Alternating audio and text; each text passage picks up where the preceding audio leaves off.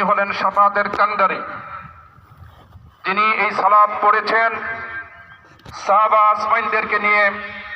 সাহাবা হযরত আনাস বিন মালিক থেকে বর্ণিত, আল্লাহ রাসূলের কাছে তিনি বলেন, ইয়া রাসূলুল্লাহ, আজকে অনাবৃষ্টির কারণে গোটা জাতি আজকে বিধ্বংস, আজকে পশু পাখি আজকে তারা অতিষ্ঠ, মাতৃকোলের শিশুরা তারা আজকে আর্তনাদ করছে।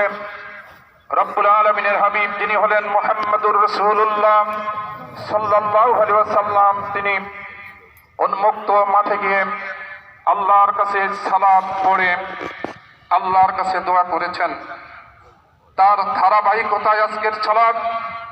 সম্মানিত উপস্থিতি, মহান রব্বুল আলামিন অতীত আমার পূর্ববর্তী আলোচকগণ আলোচনা করেছেন, প্রত্যেকটি জাতির যেটাই কুল্লু উম্মাতিন রাহিনা, জাতি যেটা অর্জন করবে, যেটা কামাই করবে, তার ফল হিসাবেই মহান রব্বুল আলামিন সেই জাতিকে সেই পর্যায়ে উপনীত করে থাকেন এবং করবেন।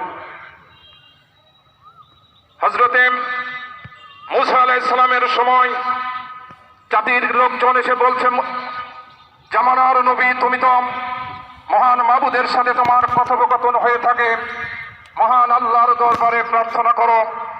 উনি জাতির লোকজনকে ডেকে নিয়ে ঠিক এইভাবে বসে গেছেন। মাবুদের পক্ষ থেকে বলা হচ্ছে, মূসা, তোমার এই যাদেরকে নিয়ে সালাত করছো, এদের মধ্যে এমন গুনাহগার ব্যক্তি রয়েছে সারা জীবন 40 বছর ধরে শুধু তিনি কবিরা গুনাহ করে থাকে, এই ব্যক্তিকে উঠায় দাও, দোয়া মঞ্জুর হবে না, কবুল হবে না। সম্মানিত উপস্থিতি, মহান রব্বুল আলামিনের দরবারে মূসা আলাইহিস সালাম বললেন, কে এত সেই পাপিষ্ঠ ব্যক্তি, উঠে যাও, নইলে জিবরিল আমিনের মাধ্যমে জেনে আজকে তাকে এখান থেকে অপসারণ করাবে, উঠিয়ে দেওয়া হবে। রব্বুল আলামিনের দরবারে পাপিষ্ঠ ব্যক্তি আল্লাহর কাছে বললেন, আল্লাহ, তুমি তো তওবা কবুল করে থাকো। জাতির সামনে তখন মূসা আলাইহিস সালামের বজ্র হস্তে যখন ভাষণ, ওই ব্যক্তি আল্লাহর কাছে তওবা করছেন। আল্লাহ বলেন, লা তাকনাতু মির রাহমাতিল্লাহ ইন্নাল্লাহা ইয়াগফিরুয যুনুবা জামিআ। আল্লাহ বলেন, তোমরা আল্লাহর রহমত থেকে তোমরা নিরাশ হও না। ইন্নাল্লাহা ইয়াগফিরুয যুনুবা জামিআ, নিশ্চয় আল্লাহ তিনি ক্ষমা করে থাকেন।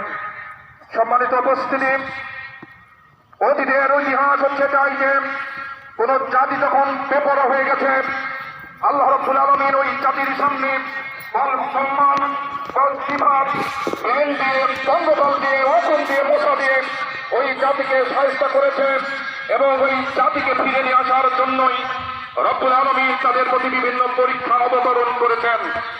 সম্মানিত উপস্থিতি, যখন আব্রাহা বাদশাহ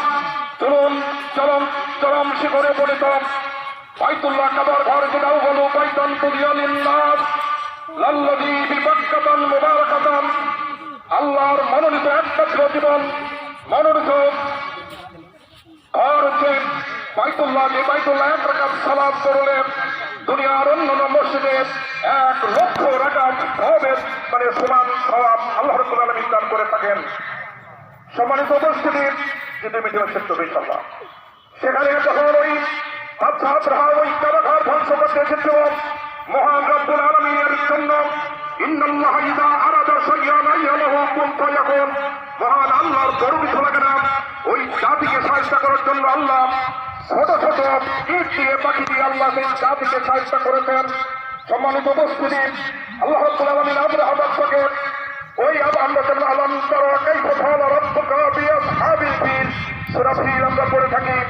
ওই মাশারুল হারাম, এখানে বাইতুল্লাহর অসংখ্য মেহমান আছেন, মাশারুল হারাম থেকে ওই আবাবিল পাখি দিয়ে আল্লাহ রাব্বুল আলামিন আব্রাহাকে সাহায্য করেছেন।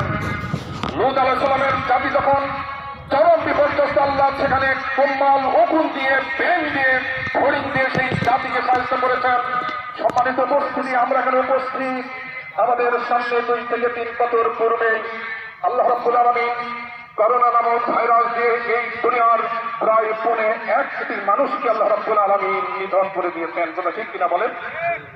আল্লাহ রাব্বুল আলামিন এই জন্য জাতিকে আল্লাহ বলেন, মানুষ আল্লাহ বলেন, পূর্ববর্তী আলোচকগণ বলেছেন, আমি সেদিকে যাব না। আল্লাহ বলেন, আনফিকু মিম্মা রাযাকনাকুম, মিন কাদরি আইয়াতি ইয়াকুম আহাদাকুমুল মাউত। মানুষ যখন দান সদকা থেকে যখন দূরে চলে যায়, জাতি যখন জুলুমের চরম শিখরে উপনীত হয়ে যায়, সেই জাতিকে সাক্ষাৎ জন্য আল্লাহ রাব্বুল আলামিন বিভিন্নভাবে আজকে ক্লাইমেট বলেন, জলবায়ু বলেন, সমস্ত কিছু মহান আল্লাহর সৃষ্টি। আল্লাহ রাব্বুল আলামিন সূরা রহমান বলেন, আন-নাজমু ওয়াস-শাজার আন-নাজমু ওয়াস-শাজারু ইয়াসজুদান। নক্ষত্র পুঞ্জগুলো আল্লাহর দরবারে, বৃক্ষলতাগুলো আল্লাহর দরবারে সুজুদ পেশ করে থাকে। বিষয় জাতিকে আল্লাহ রাব্বুল আলামিন যেভাবে কমেন্ট করেন, সেইভাবেই গোটা দুনিয়ার সমস্ত কিছু পরিচালিত হয়ে থাকে। সম্মানিত উপস্থিতি, আল্লাহ রাব্বুল আলামিন আসুন আজকে কিয়ামতের কঠিন যখন মরণের সময় উপস্থিত হয়ে যাবে, মানুষ তখন বলবে রব্বুল আলামিন ফায়াকুল রাব্বি লাউলা আখখারতানি ইলা আজালিন কারীব, আরেকটু সময় দাও, বা আসাদকা দুনিয়ার যত সম্পদ আছে সব দান সাদাকা করে তোমার নিকটে আসবো, ও আকুম মিনাস সালিহিন, যত ভালো কাজ আছে সব ভালো কাজ করে চলে আসবো। মহান রব্বুল কারীম তখন বলেছেন পরের বাক্যে, ওয়ালা ইউআখিরুল্লাহু নাফসান ইযা জাআ আজালুহা।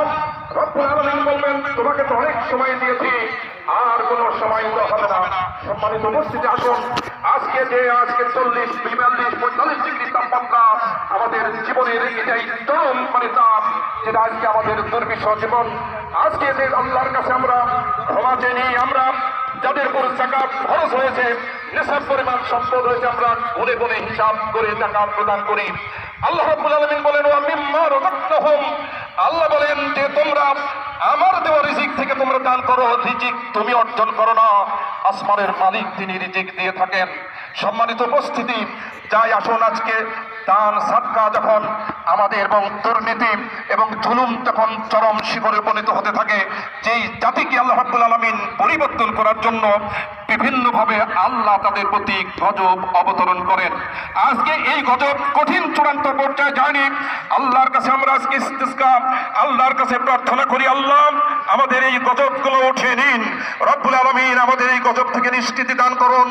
আজকে শিশু সন্তান যারা অবশ, তারা আজকে কঠিন কষ্টে উপনীত।